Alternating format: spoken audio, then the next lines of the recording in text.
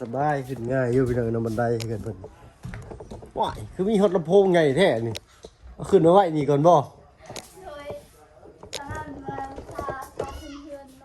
พี่น้อยเนาะเปิดคลิปเปิดภาพมาตอนเช้าเนาะแซนเด็กสองทางน้องใจดีโอ้ยบริโภคของกันเป็นลายมือ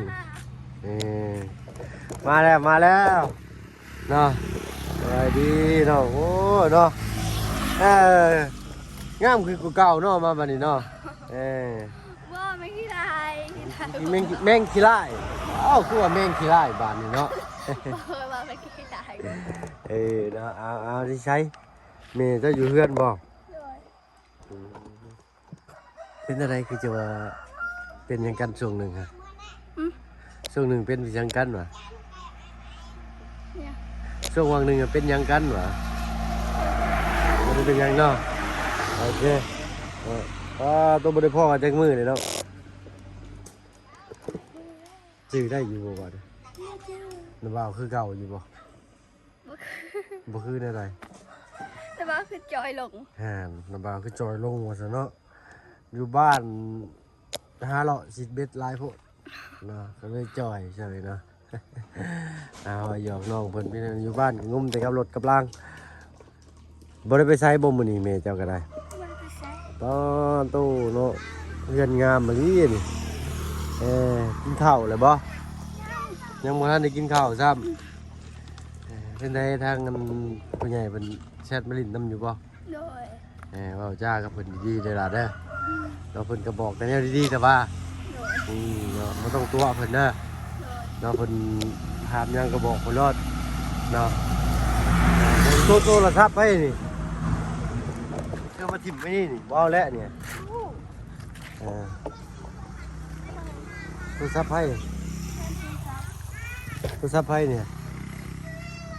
ถามเบิ่งอยู่โทรศัพท์ผู้ได้นี่ว่าคือทำอะไรโทรศัพท์ไผไอ้นี่ไอ้น่ะโทรศัพท์เจ้าบ่บ่เอาเลยบ่เนาะเดี๋ยวบ่เอาเลยใช่คันนี้ขี่รถเข้ามานี่จับเอารถได้นี่เนาะโทรศัพท์มันเพลแล้วโอ้ยเนาะ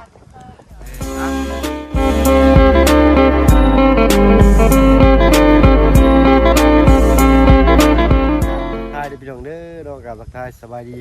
ผู้ใหญ่ใจดีแล้วก็ FC เบิร์ดทุกท่านที่เข้ามารับชมช่อง YouTube บ่เพิ่นเคยหลายคือเก่าเนาะเปิดคลิปเปิดภาพมาก็อยู่บ้านเฮือนซานของน้องใจดีเพิ่นคือเก่าคือเดิมพี่น้อยเนาะเอาเดี๋ยวสวยๆจักหน่อยจังสิเวะเขาไปหาทางน้องป๊อปเพิ่นจักเพิ่นอยู่เฮือนหรือบ่เนาะมาเยี่ยมยามตามข่าวของน้องใจดีเนาะคืนเดือนใหม่ใส่ยางงามแล้วเป็นอะไรฟันดีอยู่บ่ล่ะฮะ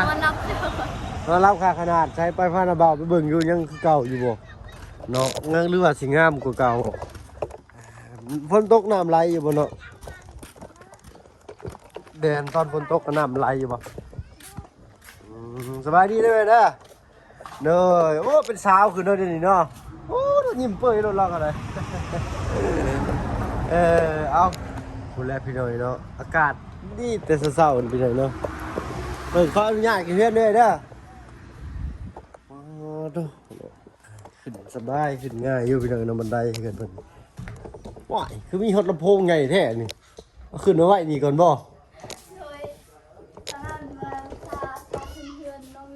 พาขึ้นเรือนน้องเลี้ยงอีกโอ้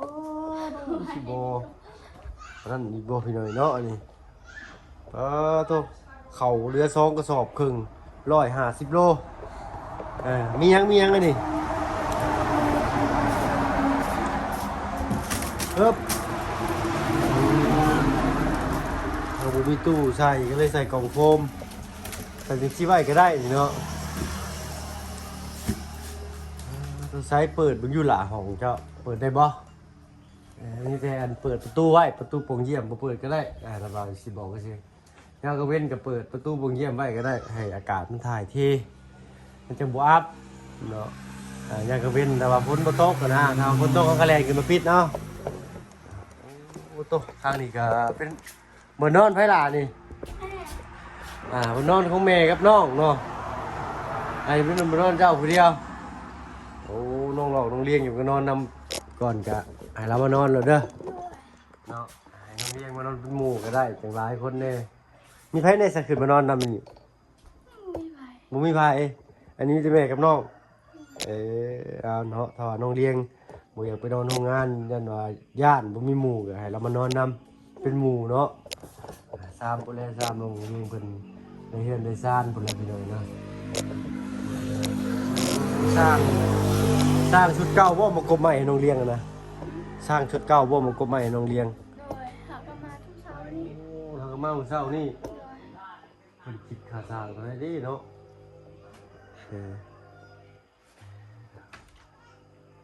โอ้เพิ่นสิเริ่มลงมือเลยบ่นะอ๋อโธ่ดอกกินข้าวแล้วบ่มื้อนี้ฮะ นั่ง ยังบ่ได้กินข้าวซ้ำคือบ่กินข้าวเช้าเลยเนาะ มีอย่างคิด น้าบ่าวก็ได้บอกเลยน้าบ่าวก็กินข้าวเช้าบ่ได้คือกันกินกาแฟไปเลยได้บ่กินนี่เนาะไปลงไปโอลมน้ำแม่จะตื่มอีกบาดนี้เนาะสิทำเล็กน้อยดอกพี่น้องเนาะเอาตกใจเบิดข่อยโอ้ก็สิทับเล็กน้อยแหละเนาะโอ้เท่าเสือผู้ใดมันปาดปากทางนี่เนาะโอ้เตียงอันนี้เนาะเพิ่งสร้างบนถามว่าไผเฮ็ดให้ซะเตียงนี่ไผเฮ็ดเตียงนี่ฮะ อ๋อนั่นแหละนี่คือก่อนเนาะเที่ยงวันนั้นเด็ก อ๋อเตียงบ่อนั้นพอแหละเนาะมาเอ็มฮะมานั่งอยู่นี่เนาะโอ้เป็นสาวเด้อเดี๋ยวนี้เด้อเนาะยิ้มเปิดแล้วเราก็ได้เราหยอกเราพี่เลยเนาะเข้ามายังไปเศร้านี่ยังมาได้กินซ้ำปากก็ถึงช่างอะนะโอ้ยเนาะถึงบ่าหอมมันบ่จักนี่เนาะเราหยอกเราพี่เลยเนาะแต่มือน่ะเป็นอะไรคือจะว่าเห็นในคลิปทางทีมงานคือจะว่าคิดกันบ่คิดกันเท่าเลยบ่บ่ะเท่าเลยเนาะเป็นอะไรไผเป็นหยังก่อนกันคือจะว่าคือจะว่าเป็นลมในตู้มันคือเป็นในตู้มันคืออันเป็นลมอะนะ แบบว่าพูดกันกับพ่อบอกว่าได้กับข้าวหาได้แบบว่าทั้งลูกมาทั้งแม่อีกหายออมหมดแล้วเอาไปเดียวกับให้แหละแล้วแม่กับสรุปเขาหายแห้ง เป็นห้ายเจ้านี้ เขาก็ไม่ได้พ่อหมดทางเขาหมด เป็นไงเอ้าคือว่าเจ้าสิคือดีกับผัวสมบูรณ์เพิ่นพังพิษบ่เนาะเพิ่นจึงว่าจะห้ายเนาะ น้ำใจจะหายได้ว่าสิชื่อน้ำไผ่ว่าสิดูน้ำพัวนะใจ ถาม หาย เลยถ้าว่าเพิ่นจะเขานี่อยากถามกันแล้วกันไปหน่อยเนาะถ้าว่าเพิ่นเขาต้องขออภัยด้วยแต่ว่าถามผิดพลาดเฮ้ยมึงล่ะเอ้าเนาะเพิ่นอันนี้ผู้นี้นี่ย่านแต่เจ้าล้มเมย์เด้อันนี้ฮะเนาะธรรมดาไปหน่อยเนาะสมมุติว่าเนาะทางเพิ่นมาขอคืนดีสิคืนดีเบิดตัดคำขาดเลยเนาะน้องเจดีได้สะแต่ว่าพอมาคืนดีใช่ไหมคืนดีป่ะเนาะอยู่จังซี่แหละสบายจนพูดแหละจนพร้อมจนพูดใหญ่ก่อนก็จังว่ากันอีกเทื่อนึงเนาะให้ลูกเรียนเจาะเรียนจบก่อนจังว่ากันไปเนาะทางเฮาก็ขอโทษขออภัยพี่หน่อยเนาะที่เขาไปก้าวกายเรื่องของเพิ่น น้ำข้าง ฮะของน้ำบ่โอ้มีทั้งดีบาดดิ แต่ว่านี่น้ำนกตุ๊กตัวน้อยนี่น้ำทะเลมัน โอ้ดูหู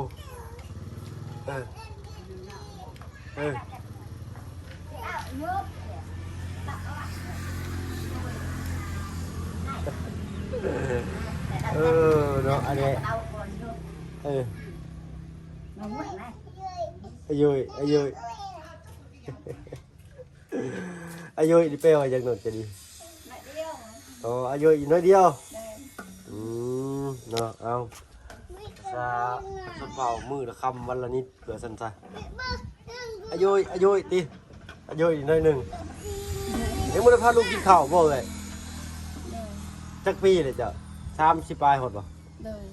30 ปลายครับก็สิรุ่นลุงจันทร์รุ่นนั่นบ่าวบุญสารวัตรนี่นะพี่น้อยเนาะเราเพิ่นก็37 ปีพี่น้อยเนาะโอ้ย น้องหาไปซาจัด เหนื่อยเนาะอีกน้อยเดียวก็สิเฒ่าแล้วพออีก30แล้วเนาะยังบ่มีหยังอยู่พี่น้อยเนาะ เพื่อเท่าลากกันได้เลย30 บาท 30 ปลาย เลย 30 ปลายนี่ก็ยังบ่เฒ่ายังบ่เฒ่าก็ยังงานเพิ่นโดนจำลุงจันทร์จำเขาบ่าวบุญบ่าวบุญสารวัตรนี่ แบบแบบทุกลายเด้ ถูกลาย เท่าไว้ เฒ่าถูกลายเฒ่าไว้เรียกลายว่าซั่นๆพี่น้อยเนาะโอ้ยทุกคนเองเฮ็ดเวียกลายแต่น้อยพุ่นแหละไปกรุงเทพตั้งแต่อยู่ยังน้อยๆพุ่นแห่งทุกข์กว่าชุมเจ้าอีกอันนี้ยังว่ามีก็กินบ่มีแล้วก็นอนอยู่ทุกคนนี่ว่าไปเฮ็ดเวียกกรุงเทพมันต้องเจอโทรมาอย่างนี้พี่น้อยเนาะก็ขอโทษขออภัยขาดตอนไปหน่อยหนึงพี่น้อยเนาะทางเมย์น้อยอินเตอร์โทรมาโอ้ย Wi-Fi ว่าซะเนาะเสียเงินแล้วข่อยบาทเห็นบ่อยู่ซื่อๆคือเสียเงินได้บาท500,000ป้ายผมค่า Wi-Fi นี่เฮือนน่ะเฮ็ดได้บาทเงินก็บ่มียืมน้องจะดีแล้วนี่เนาะมีให้อ้ายยืมอยู่บ่จัก4-5แสน ให้นะเบ้ายืมเด้อ นะบ่าวว่าหยอกกันสิเอ้า10,000พอดีแล้วบัตรหนึ่งครับว่านี่เนี่ยกันพี่น้อยเนาะตั้งแต่มื้อมาแต่บ้านบ่มีไฟฟ้าใช้เอ้าแม่เอาให้มาถกทิ่มมาหน่อยนี่มัวแดะครับเอาดูฮอร์โมนเป็นไรๆคือนอนเฮือนใหม่ใส่ยางามเรียบร้อยนอนคักจะบอกพันดีอยู่บอกนึงว่าบ่ได้พันหนึงเลย เลยพันแต่สุดก้อนนั่น พันว่า ลาย ฮะ พันสุดลายพันแต่สุดก้อน พันที่สุดก่อนฟันว่าคนลายพี่เลยเนาะต่างเป็นแค่บาทนี้มียังในเรืออยู่เทิงเฮือนมีสีมียังเรืออยู่บ่มีสียังในน้องเจดี สีขาว สีขาวโนเสียน้องบนทาอย่างที่เรือลายบ่ดอกมันไหม้เดี๋ยวไว้ก่อนเด้อสร้างเพิ่นยังบ่ได้ไปใส่เดี๋ยวสิลองถามทั้งพ่อเพิ่นเบิกเนาะว่ายังอยากให้เฮ็ดเตียงอยู่บ่เพราะว่าเพิ่นถามทางบ่าวเพิ่งมาพี่เลยเนาะว่ารอบก่อนว่าสิลงมาแล้วสิให้สิถามให้ทางบ่าวเพิ่งก็บ่ได้ไปใส่พี่เลยเนาะแป้งแต่รถอยู่บ้านข้าวน้ำก็บ่ได้กินมื้อละเทื่อกินข้าวก็ได้แล้วน้องเจดียังบ่จอยอยู่เนาะก็จอยอีหลีเด้อน้อง เนาะขอโทษขออภัยบ่ได้ถามให้ซ้ำทางลุงจันทร์เพิ่นก็เรียนขึ้นไปพาคนป่วยไปมุกดาหารไปให้นะทางเพิ่นก็บ่มีเวลาเข้าไปซ้ำว่าซั่นซะแล้วเรือไม้นี่ก็เรือลายอยู่บัดนี้เนาะเบิ่งดูเบิ่งนี่แหละแป้งทาสีนี่เพื่อจะฆ่านี่ต้องเอาน้ำมันมาแช่ไว้นี่เนาะเอาน้ำมันมาเทใส่เต็มนี่เฮาอยากทาเดี๋ยวสิใช้ได้อีกไม่อันนี้ก็เอาไปซ่อนไว้ก่อนอื่นก็ได้เด้อเด้อไม้สลานี่นะเนาะมันก็เด้อหาไม้เส้นนี้ก็ได้นี่มาสอดใส่ข้างเงื่อนเลยก็เอาไม้สลาสอดใส่เนาะมันจังบ่ฮะแม่นแต่ย่านมันหกนั่นแหละครับมันเป็นบ่อนเก็บที่ดีที่สุดแล้วพี่น้อยเนาะเอาสอดใส่คือเงื่อนไว้แล้วก็ไม้สลาสอดใส่มันจึงบ่ฮักเนาะเสียดายได้แผ่นหนึงนี่แผ่นละ100บ่ตับหนึ่งเท่าไรเพิ่นว่านะจื้อได้อยู่วันแผ่นละ100นี่เป็นไงเนาะมือได้ดิบาทนี่นักเรียนเนาะสิได้ไปโรงเรียนบาทนี่เนาะน้องจริงๆมื้อใดล่ะไปโรงเรียนมาพี่โอ้เราเปลี่ยนลุคเปลี่ยนสไตล์สบายดีน้องจริงๆก็ได้ขึ้นเฮือนใหม่แล้วเรียบร้อยนะพันดีอยู่บ่โอ้ โอ้เราแต่งตัวสไตล์ใหม่ได้นี่เนาะเริ่มเป็นสาวเลยเมื่อได้ไปโรงเรียน เดือนเก้าวันที่ 1 เดือนเก้าวันที่หนึ่งพอดีเลยเนาะเดือนเก้าวันที่หนึ่งขึ้นของม.1เป็นสาวมัธยมเจ้านี่เนาะซอยกันเด้อเฮียนได้เด้อเราซอยน้องเจดีน้ำเด้อสิไปใช้เมื่อกี้นี่สิย่างไปใช้เมื่อกี้นี่นะ เดี๋ยวเขาเล่า ไปเข้าห้องน้ำโอ้โหคอยคัดความสุขเลยได้นี่ซะให้น้องไปเข้าห้องน้ำก่อนได้ขอบใจน้องแล้วคอยก็ได้เอาคลิปนี้แกจะกันมีสาระเนี่ยมีสาระเนี่ยได้พี่น้องเด้อเนาะถ้าผมจะขอโทษขออภัยหลายๆเราทำทุกสุขดิบลองเบิ่งพี่น้องเนาะหลังจากที่เมื่อนเดือนที่ซ่านนี่แล้วปัจจุเจ้าไปเข้าห้องน้ำได้จ้ะเนาะ เขาไปเขา บ่เคยเข้าห้องน้ำ ไปข้าวอยู่ป่า เข้าอยู่ป่าคือเก่าบ่เอาห้องน้ำตัวนั้นนี่ผลิตไหนคือพวกเขาสัตว์ ไม่เอา บ่อยากเข้าพี่น้องเนาะค่อยคิดว่าเป็นแต่ไอ้ลัมโบ้เลยเนี่ยไอ้ลัมโบ้ก็เป็นแบบนี้แหละเฮ็ดห้องน้ำไปแล้วไอ้ลัมโบ้ใส่แล้วบ่ทางลุงจันทร์ถามยังไงเอ้ยเราอ่ะ โบยใส่ อยู่บ้านแกงจองยังไงเอ้ยเราอ่ะเอาคือบ่เข้าจะไปเข้าอยู่ไสไปเข้าอยู่ป่าคือเก่าหรอเข้าอยู่นี่มันบ่คักเราสิได้มันบ่คักเป็นหยังคือบ่คักมันเป็นอะไรลุงจันทร์ถามเพิ่นลมบ่พัดก้นเราว่าขอโทษขออภัยเราบ่อีกทีดีเนาะลมบ่พัดก้นเราเอ้าจังซี่ก็มีเนาะเอาเราว่าอีกทีดีเด้อพี่น้อยเนาะบ่ได้ตัวบ่ได้ต้มบ่ได้ตัวบ่ได้อ้ำบ่ดีหรอ เธอไปนั่นแล้ว ก็แบบนั้นน่ะลีเนาะทางไอ้ลัมโบ้เพิ่นปกติเพิ่นแล้วพี่น้อยเนาะเพิ่นเคยเข้าข้าวแรกๆคือกันพี่น้อยนะครับตะกี้ตั้งแต่ยังบ่ทันมีห้องน้ำบ้านบ่พึ่งก็ได้มันสิเป็นห้องมันสิเป็นคลองน้ำอยู่หลังบ้านยังหลังหมู่บ้าน2หมู่บ้านสุดยามมื้อแลงก็พากันแล่นไปเขาแล้วยามมื้อแลงนี่เอิ้นถามกันปั้นอันแม่นว่านั่งใกล้ๆก็ได้ประมาณเพื่อนพุ่นเลยนั่งเรียงๆกันไปเอิ้นสิกันเป็นได้ไปลิ้นไสแหละสินะที่แท้ไปถ่ายเบาเนาะ อ้าวปะลุงพันธุ์มาเห็นคลิปนี้นางกินข้าวก็ขอโทษขออภัยหลายๆพี่เลยเนาะ บ่ได้ไปหาหน่อไม้บ่ซั่น มือนั่น บ่ได้ครับ ก็ได้ลายอยู่ ได้หลายอยู่โอ้ยอยากกินแกงหน่อไม้เนาะจักมื้อหาหน่อไม้มาแกงเด้อบ่าวสิแกงสิกินเด้อ เดิน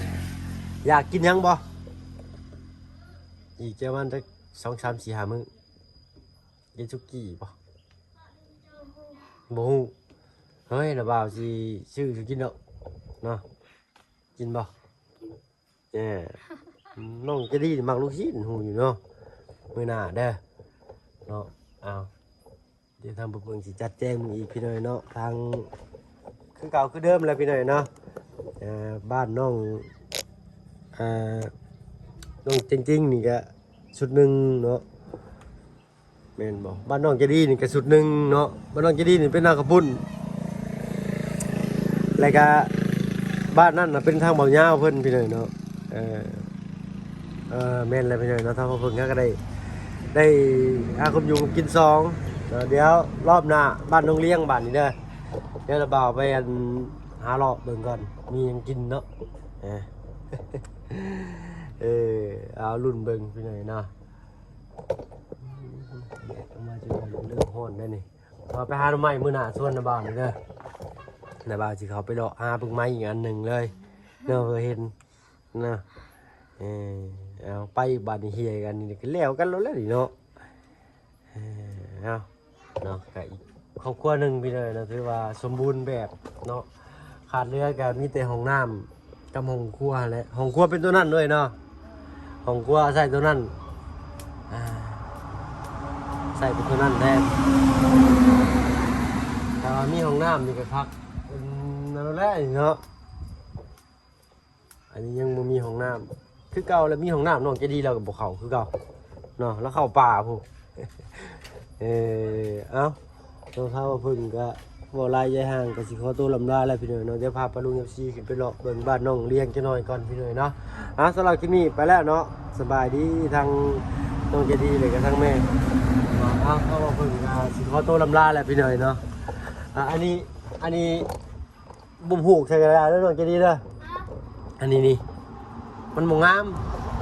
เด้ออันนี้ตากผ้านี่นะบ่าวสิบอกนี่มาขุดลักสิลักหนึ่งนี่ก็ได้นี่อะไรกระพูกลักหนึ่งจะขุดลักหนึ่งนี่อะไรกระพูกหันก็ได้เนาะไม่ก็เรือลายอยู่พี่เด้อเนาะมันก็เป็นเดินน่องเสาดอกแค่เพิ่นพี่เด้อเนาะเดินเสาดอกแค่เพิ่นงามพี่เด้อเนาะแต่ไล่รับไปลงมาเนาะสำหรับที่นี่ถ้าเอาเพิ่งก็สิขอตัวลำลาแล้วพี่เด้อเนาะดีๆมีแฮงเบิดสุขทุกคนเนาะถ้าว่าผิดพลาดประการใดก็ถ้าว่าเพิ่งก็กราบขอโทษขออภัยนำหลายๆเด้อพี่น้องเด้อเนาะผิดพลาดหรือประการใดก็